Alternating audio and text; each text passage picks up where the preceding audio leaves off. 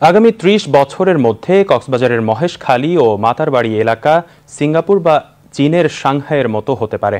এজন্য মহেশখালী ও মাতারবাড়ি অঞ্চল ঘিরে দীর্ঘমেয়াদী পরিকল্পনা নিয়ে এগোচ্ছে সরকার। ইতোমধ্যেই মহেশখালী ইন্টিগ্রেটেড ডেভেলপমেন্ট অথরিটি বা মিডা নামে বিশেষ কর্তৃপক্ষ গঠন করা হয়েছে। প্রকল্প সংশ্লিষ্টরা বলছেন, সমুদ্র কেন্দ্রিক শিল্পায়ন, গভীর সমুদ্র বন্দর, জ্বালানি কেন্দ্র, মৎস্য আহরণ ও আধুনিক টাউনশিপ গড়ে তোলার মাধ্যমে দেশের অর্থনীতিতে বৈপ্লবিক পরিবর্তন আসতে পারে। বিস্তারিত জানাচ্ছেন খালিদ আহসান। গভীর সমুদ্র বন্দর ও লজিস্টিক্স, উৎপাদন শিল্প, জ্বালানি ও বিদ্যুৎ এবং মাছ ধরা ও প্রক্রিয়াজাতকরণ, এই 4টি মূল খাতকে কেন্দ্র করে কক্সবাজারের মহেশখালী মাতারবাড়িতে দেশের অন্যতম বৃহৎ বাণিজ্যিক কেন্দ্র গড়ে তোলা হচ্ছে। ভৌগোলিক সুবিধাকে অর্থবহভাবে কাজে লাগাতে মহেশখালী মাতারবাড়িকে ঘিরে দীর্ঘমেয়াদী বিশাল মহাপরিকল্পনা হাতে নিয়েছে সরকার। এ লক্ষ্যে ইতোমধ্যেই মহেশখালী সমন্বিত উন্নয়ন কর্তৃপক্ষ বা মিডা গঠন করেছে সরকার। বাংলাদেশ বিনিয়োগ উন্নয়ন কর্তৃপক্ষ বিডার নির্বাহী চেয়ারম্যান আশিক চৌধুরীকে এবং কমোডর তানজিম ফারুক ও সারওয়ার আলমকে সদস্য করে নতুন যাত্রা শুরু করেছে মিডা। মাতারবাড়ি বন্দর প্রাকৃতিকভাবে প্রায় 18.5 মিটার গভীর, যেখানে বড় জাহাজ সরাসরি ভিড়তে পারবে। মাতারবাড়ি গভীর সমুদ্র বন্দরের ফলে আগামী 30 বছরে দেশে বন্দরের সক্ষমতা বাড়বে প্রায় 50%। ডিপসি পোর্ট বলতে যা বুঝি আর কি, সেটা হলো যে মাদার ভেসেলগুলো সরাসরি এখানে এসে ভিড়বে। এই মাদার ভেসেলগুলো সরাসরি এখানে এসে ভিড়লে ওই বন্দরের সঙ্গে আমরা যদি সারা দেশের কানেক্টিভিটি আমরা তৈরি করছি, রেল, রোড এবং পাশাপাশি হচ্ছে যে ওয়াটারওয়েজের সঙ্গেও কানেক্টিভিটি তৈরি করার ফলে আমাদের যেটা হবে যে আমাদের বিজনেস, ইনভেস্টমেন্ট, দেশি বিদেশি সবটারই একটা খুবই গুরুত্বপূর্ণ প্রভাব পড়বে।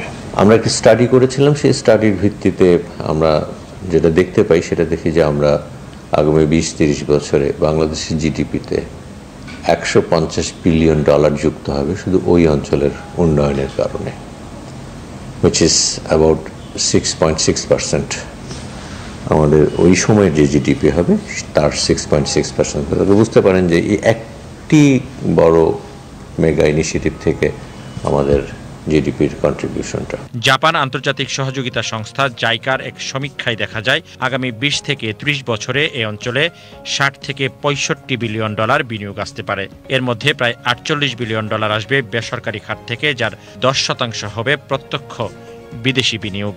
এছাড়া মহেশখালী মাতারবাড়ি প্রকল্পে কর্মসংস্থান হতে পারে প্রায় 25 লাখ মানুষের। মহেশখালীতে 5 থেকে 7 লক্ষ লোকের মধ্যে 1.5 লক্ষ লোকের কর্মসংস্থান হবে ওখানেই, সরাসরি ওখানকার লোকজনের। আর আমরা ধারণা করছি যে 25 লক্ষ কর্মসংস্থান হবে ওভার দ্য 20 ইয়ার্স। আপনারা জানেন যে আমাদের 26 লক্ষর মতো বেকার আছে এখন, এরকম প্রায় কাছাকাছি এরকম বেকার আছে। সো এমপ্লয়মেন্টের ক্ষেত্রে একটা বড় প্রভাব পড়বে। আমরা ধারণা করছি যে সেখানে এই আগামীতে $60 থেকে $65 বিলিয়ন বিনিয়োগ হবে দেশি বিদেশি। এর মধ্যে আমরা সরাসরি ডাইরেক্ট ইনভেস্টমেন্ট, এফডিআই যেটাকে বলি, এটা আমরা চিন্তা করছি যে 5 বিলিয়ন হবে। এটা একটা বিরাট জাম্প।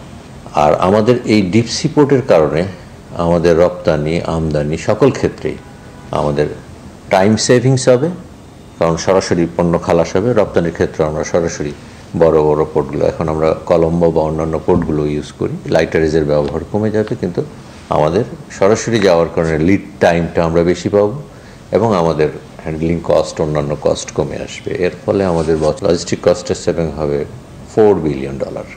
আমাদের ব্যালেন্স অফ পেমেন্টের সেভিংস হবে ইম্পোর্ট সাবস্টিটিউশন, ইন্ডাস্ট্রিজ, এগুলির মাধ্যমে $14 থেকে $16 বিলিয়ন। এটা হচ্ছে মোটামুটি ইকোনমিক ইম্প্যাক্ট। 10টিরও বেশি সংস্থা ও মন্ত্রণালয়ের সমন্বয়ে এবছরের ডিসেম্বরের মধ্যে মিডার মহাপরিকল্পনা চূড়ান্ত হবে।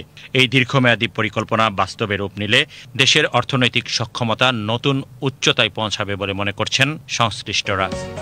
Khalid Ahsan, BTV news, Dhaka.